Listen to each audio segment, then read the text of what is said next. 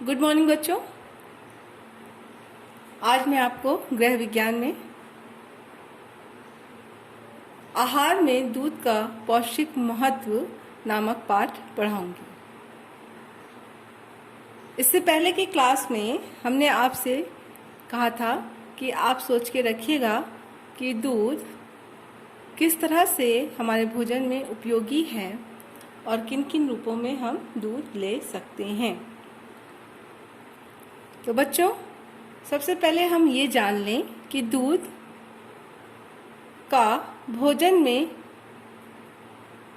क्या कार्य है या दूध को एक संपूर्ण आहार क्यों कहते हैं। बच्चों, दूध एक संपूर्ण आहार है। यह एक संतुलित आहार कहलाता है क्योंकि इसमें सभी पोषक तत्व उपलब्ध होते हैं। ये पोषक तत्व हैं प्रोटीन, कार्बोहाइड्रेट्स, वसा, लवण, विटामिन और जल। बच्चों, शरीर में लगभग 70% जल होता है, तो दूध एक ऐसा आहार है जो प्राकृतिक रूप से अपने आप में लगभग 87% वाटर लिए हुए होता है। यानी इसमें लगभग 87% पानी अपने आप प्राकृतिक रूप में होता है, जो हमारे शरीर के जल की आवश्यकता को पूरा करता रहता है। इसके अतिरिक्त बच्चों, प्रोटीन लगभग 3% मात्रा में होती है। प्रोटीन का हमारे शरीर में महत्वपूर्ण कार्य होता है। इससे हमारे शरीर का विकास होता है, या हम जो निरंतर कार्य करते रहते हैं, हमारी कोशिकाएं टूटती फूटती रहती हैं, तो उसकी मरम्मत प्रोटीन निरंतर करता रहता है। बच्चों, हम कार्य करते हैं तो हमें एनर्जी चाहिए होती है, ऊर्जा चाहिए होती है। तो ऊर्जा का स्रोत होता है कार्बोहाइड्रेट या वसा। तो दूध में कार्बोहाइड्रेट्स हमको लगभग 4 से 5% की मात्रा में प्राप्त हो जाता है। इसके अतिरिक्त वसा की मात्रा दूध में लगभग 3.8% होता है, 3.8%। लवण लगभग 0.6% होता है। तो इस प्रकार से हम देखते हैं कि बच्चों, दूध एक संतुलित आहार है क्योंकि इसमें सभी पोषक तत्व आवश्यक मात्रा में हमें मिल जाते हैं, जो हमारे शरीर के लिए आवश्यक होता है। इसीलिए हमारे भोजन में दूध का अपना एक विशेष महत्व होता है। बच्चों, दूध का भोजन में महत्व इसलिए भी है क्योंकि सबसे पहले जब नवजात शिशु इस धरती पे आता है तो उसको भोजन के रूप में दूध ही दिया जाता है, क्योंकि ये सुपाच्य है, आसानी से पच जाता है और प्राकृतिक रूप से नवजात शिशु को माता का दूध भी दिया जाता है। यानी ये कहा जाता है कि माता का दूध नवजात शिशु के लिए अमृत के समान है। यानी कुदरत ने ही नवजात शिशु के भोजन का प्रबंध कर रखा है दूध के रूप में। इसके अतिरिक्त बच्चों, दूध शरीर को स्वस्थ रखता है। यह शरीर के समुचित विकास के लिए आवश्यक होता है और हमारे शरीर को कार्य करने के लिए ऊर्जा की आवश्यकता होती है, तो हमें आवश्यक मात्रा में ऊर्जा भी हमें दूध दे देता है। अगर हम आहार के रूप में दूध को लेते हैं तो ये हमें रोगों से लड़ने की क्षमता भी प्रदान करता है। बेटा, दूध में विटामिन्स होती है जो हमारी प्रतिरोधकता क्षमता को, हमारी इम्यूनिटी को बढ़ाता है और रोगों से लड़ने की क्षमता पैदा करता है हमारे शरीर में। तो इस प्रकार हमने देखा कि दूध एक संपूर्ण आहार है, या एक ऐसा आहार है जो संतुलित होता है और उसमें सभी पोषक तत्व आवश्यक मात्रा में उपलब्ध होते हैं, जो हमारे शरीर के विकास के लिए आवश्यक होते हैं, हमारे शरीर की सुरक्षा करते हैं और हमें पर्याप्त मात्रा में ऊर्जा प्रदान करते रहते हैं। तो बच्चों, इससे पहले की क्लास में हमने आपसे कहा था कि आप ये सोच के रखिएगा कि दूध हम किन किन रूपों में और भी ले सकते हैं। तो बच्चों, दूध को भोजन के रूप में हम अगर लेते हैं तो सिर्फ लिक्विड डाइट में नहीं, उसके विभिन्न प्रकार को लेते हैं या उसको अलग अलग तरीके से भोजन में हम शामिल कर सकते हैं, जैसे पनीर के रूप में, दही के रूप में, क्रीम के रूप में, आइसक्रीम के रूप में, छेने के रूप में।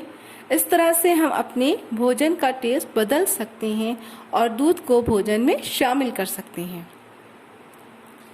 बच्चों, अब दूध को हम अपने भोजन में जो शामिल करते हैं, क्योंकि ये आसानी से पच जाता है, इसको सुपाच्य कहते हैं। सुपाच्य आहार है ये, और प्रत्येक आयु के वर्ग के लोगों के लिए ये आवश्यक होता है, और इसकी जो दैनिक आवश्यकता होती है वो अलग अलग आयु वर्ग के लोगों के लिए अलग अलग होती है। तो इसको आप देखिए,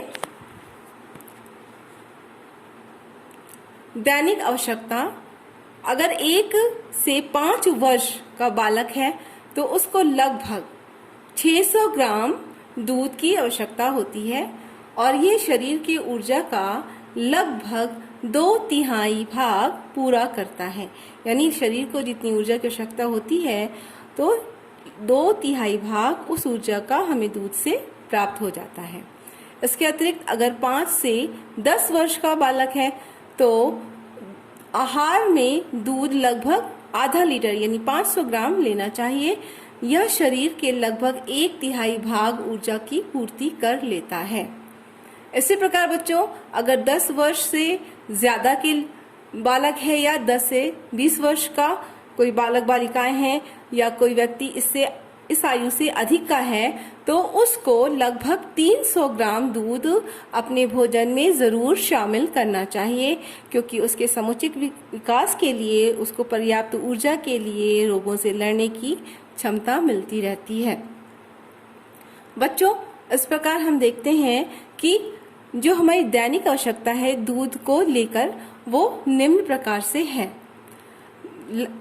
अगर कोई शिशु है या बालक है जिसके शरीर का विकास हो रहा है तो उसको अधिक दूध की मात्रा चाहिए, और जैसे जैसे आयु बढ़ती जाती है हम अपने भोजन में दूध के अलावा और भी भोज्य पदार्थ शामिल कर लेते हैं, इसलिए दूध की मात्रा कम होती रहती है। लेकिन थोड़ी ही मात्रा में लें, लेकिन जरूर लें, यह हमारे शरीर के विकास के लिए आवश्यक होता है। और अब इससे संबंधित कुछ प्रश्न हम आपको दे रहे हैं। बच्चों, आपको पता ही है कि दूध संपूर्ण आहार है, एक संतुलित आहार है, तो इसमें सारे पोषक तत्व शामिल हैं। तो प्रश्न नंबर 1 है आपका, दूध में कौन कौन से पोषक तत्व पाए जाते हैं? तो बच्चों, दूध में प्रोटीन, कार्बोहाइड्रेट, वसा, लवण, विटामिन और जल शामिल होता है, जो हमारे शरीर की टूट फूट से मरम्मत करता है, हमें पर्याप्त ऊर्जा देता है और रोगों से लड़ने की क्षमता देता है। और उसमें पाए जाने वाले जल से हमारे शरीर की जल की जो आवश्यकता है वो पूरी होती रहती है। इसके अतिरिक्त बच्चों, दूसरा क्वेश्चन है, आहार में दूध का क्या महत्व है? तो बच्चों, ऊपर हमने देखा कि दूध में क्योंकि सभी पोषक तत्व हैं जो शरीर का विकास कर रहे हैं, हमारे शरीर को स्वस्थ रख रहे हैं और हमें आवश्यक ऊर्जा प्रदान कर रहे हैं, आसानी से पच जाता है और हमें रोगों से लड़ने की क्षमता प्रदान करता है। इस प्रकार हम देखते हैं कि आहार में दूध का अपना एक विशेष महत्व है, जो विभिन्न आयु के वर्ग के लोगों के लिए अलग अलग दूध की आवश्यकता या दूध की मात्रा होती है, उसको लेते रहना चाहिए और हमें स्वस्थ रखने में दूध सहायक होता है। बच्चों, ये थ्योरी पार्ट था। अब आपके गृह विज्ञान के सिलेबस में 70 नंबर का रिटन पेपर होता है और 30 नंबर का प्रैक्टिकल होता है। तो बच्चों, प्रैक्टिकल में सिलाई, कढ़ाई, पाक कला ये सब आप में शामिल है। तो सबसे पहले हम आपके प्रायोगिक कार्य में आपको सिलाई कला पर ध्यान देते हुए घर पर रहकर आपको मास्क सिलने के लिए कहते हैं। बच्चों, आज का जो दौर है उसमें घर से बाहर निकलना है तो मास्क को ज़रूर पहन के निकलना है, यानी मास्क को घर से निकलने के लिए ज़रूरी कह दिया गया है। बिना मास्क के कोई भी व्यक्ति नहीं निकल सकता। अब सरकार ने इस पे जुर्माना भी लगा दिया है, यानी आप स्वयं अपनी सुरक्षा के लिए अपनी नाक और मुंह को ढक कर चलिए, क्योंकि जो संक्रामक रोग कोविड-19 के रूप में फैला है पूरे विश्व में, उससे सुरक्षा यानी आप अपनी बचाव कर रहे हैं तो आप उस रोग से अपनी सुरक्षा कर रहे हैं, यानी बचाव ही आपकी सुरक्षा है इस रोग से। तो बच्चों, घर में मास्क तैयार करना बहुत आसान है।